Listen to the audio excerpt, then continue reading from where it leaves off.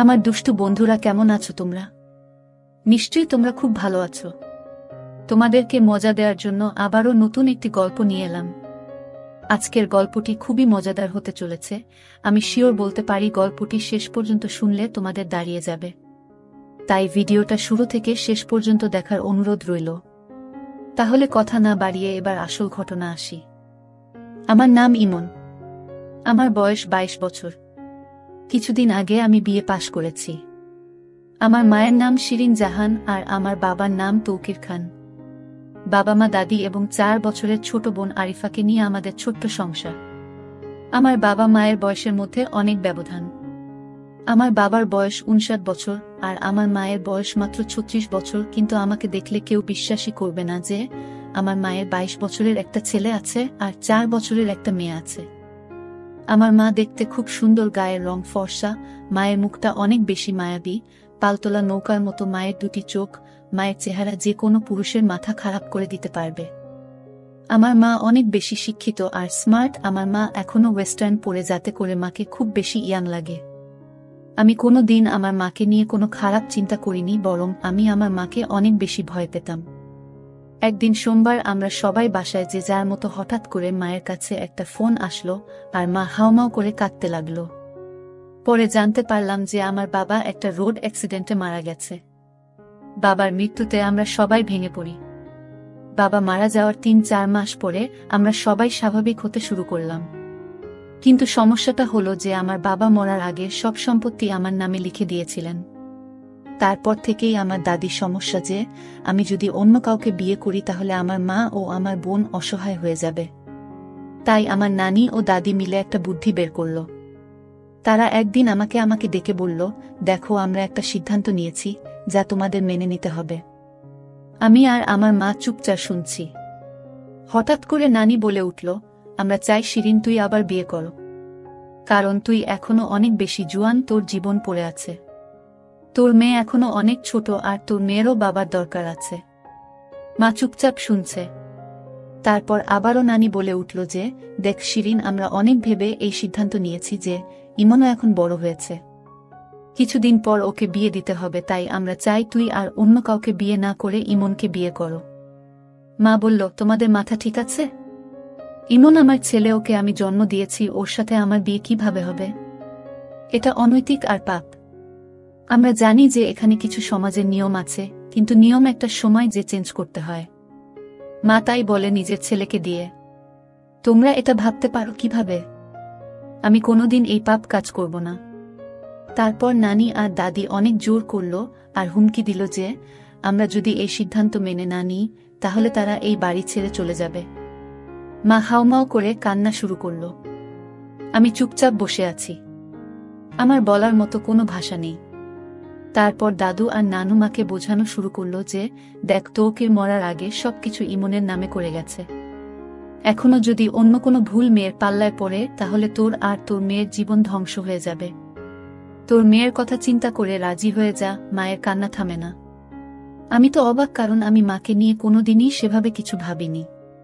তারপর দাদু আর নানা অনেক বোঝানোর পর মাকে বলল যে দেখ, তুই মেনে নিবি, তা না হলে আমাদের সারা জীবনের জন্য হারাবি। মায়ের কান্না থামে না। তারপর আমাকে দাদু নানু জিজ্ঞেস করল, তোর কোনো আপত্তি আছে? আমি দাদু আর নানুকে অনেক ভয় পেতাম, তাই তাদের উপরে কোনো কথা না বলে চুপচাপ করে রইলাম। অনেক জোরাজুরির পর তারা মাকে রাজি করালো। তারপর যে যার রুমে চলে গেল। আমি রুমে গিয়ে ভাবছি, এটা কিভাবে সম্ভব? আমার জন্মদাত্রী মায়ের সাথে আমার বিয়ে। মানুষ কি বলবে? আমি আমার বন্ধুদের মুখ দেখাব কিভাবে? মাথায় অনেক কিছু ঘুরতে লাগলো। নিজেকে কোনোভাবে স্থির রাখতে পারছিলাম না। আমি আমার মাকে অনেক ভালোবাসতাম আর সম্মান করতাম। আমি কোনোদিন আমার মাকে নিয়ে খারাপ কিছু চিন্তা করি নাই।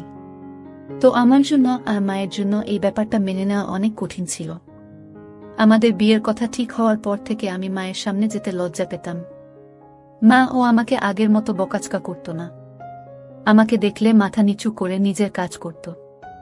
নানু আর দাদু আমাদের বিয়ের দিন ঠিক করল 7 দিন পরে। আমি আর মা দুজনে অনেক বেশি মনমরা হয়েছিলাম।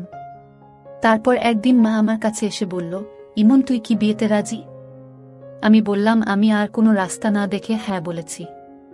হ্যাঁ রে, আমার জন্য তোর জীবনটাও নষ্ট করে দিল। কি আর করব আমি? আমাদের কাছে আর রাস্তা নাই। তুমি মনমরা হয়ে থেকো না। তুমি মন মরা হয়ে থাকলে আমার ভালো লাগে না। তুই জানিস, স্বামী স্ত্রীর সম্পর্কের মধ্যে আর মা ছেলের সম্পর্কের মধ্যে যে আকাশ পাতাল তফাৎ। একটা মা ছেলে হয়ে আমাদের ওইগুলো করতে হবে যা একটা স্বামী স্ত্রী করে। আমি তোকে আর আগের মতো শাসন করতে পারবো না, কারণ তুই হয়ে যাবি আমার স্বামী। তখন আমার ছেলে থাকবি না। মা, আমি সারা জীবন তোমার ছেলে থাকব, আর এই বিয়ে হচ্ছে একটা কাগজের বিয়ে মাত্র। আমরা সারা জীবন মা ছেলে থাকব, আর তুমি আমাকে যখন ইচ্ছা যেভাবে ইচ্ছা শাসন করো। আমাদের মধ্যে কোনো চেঞ্জ আসবে না। আমি তোমাকে সবসময় সম্মান করতাম আর সারা জীবন করব। মা একটু আশ্বাস পেয়ে আমার কাছে অনেক খুশি হয়ে গেল। তারপর আমাকে বলল, আচ্ছা, আমি না হয় আমার জীবনের অর্ধেক পার করে ফেলেছি, কিন্তু তুই তো এখনো অনেক বেশি ইয়াং। তোর কত আশা ছিল তো বিয়ে নিয়ে, তাই না? কত কিছু না ভেবে রেখেছিলি যে এমন মেয়ে বিয়ে করবি, এমন জায়গায় ঘুরতে যাবি, দুষ্টুমি করবি, ঘোরাফেরা করবি, সব পানিতে গেল। এই বুড়ির সাথে কিছুই হবে না। আরে মা, তুমি বুড়ি না, তুমি অনেক বেশি ইয়াং আর এখনো অনেক বেশি সুন্দর। আর হ্যাঁ, অনেক আশা ছিল, কিন্তু সমস্যা নাই, তুমি তো আমার মা, পর তো কেউ না। আমরা অনেক ভালো বন্ধুর মতো হয়ে সব আশা পূরণ করব।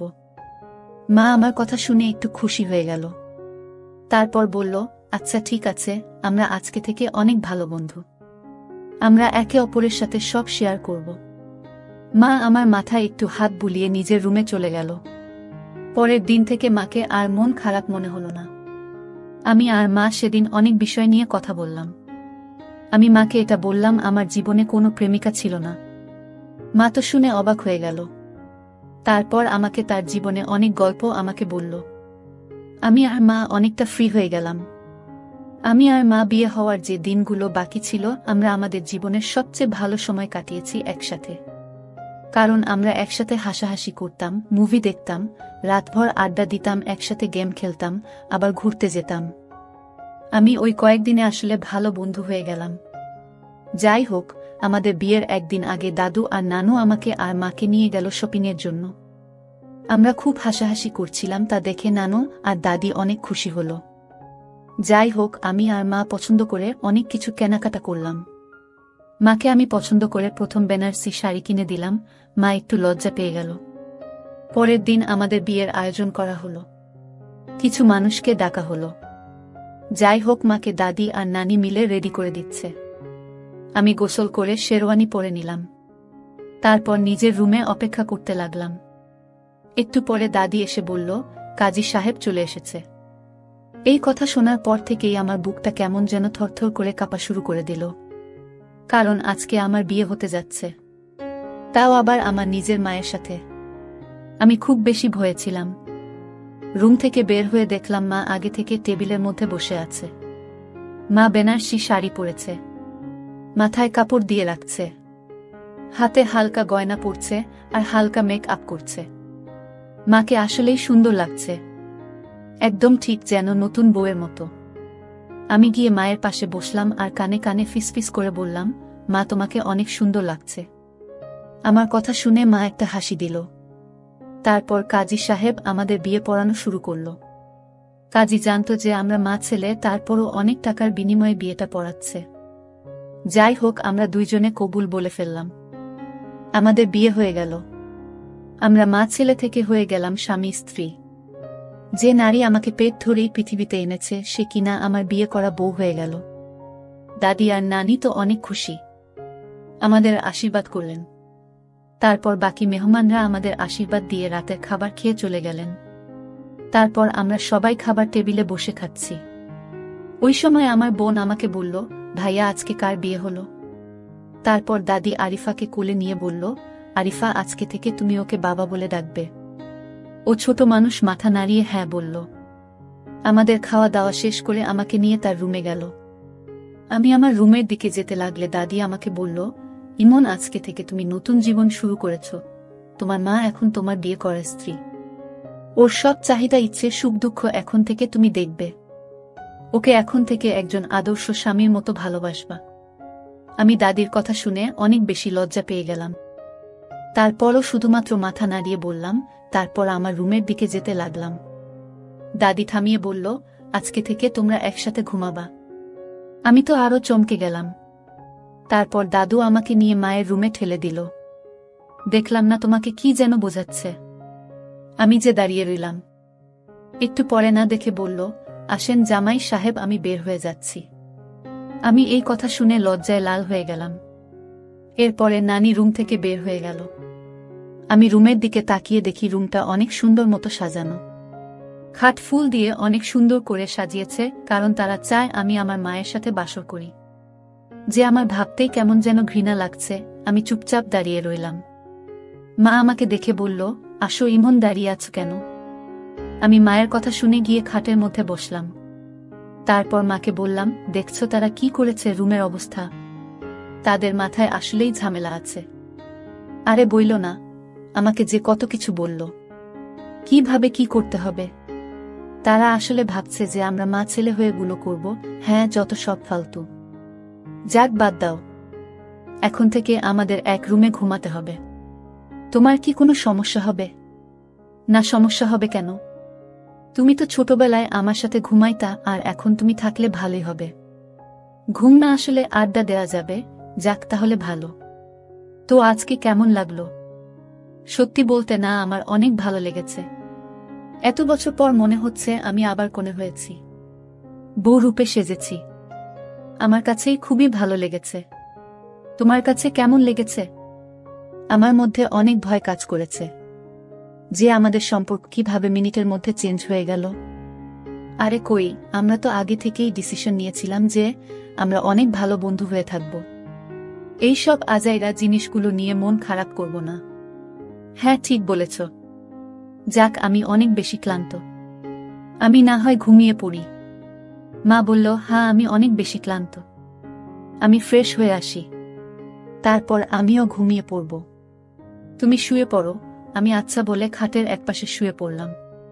একটু পরে মা এসে লাইট অফ করে দিল। এই গল্পের বাকি অংশ দেখতে সামিয়া ব্লগ চ্যানেলটি সাবস্ক্রাইব করে রাখুন।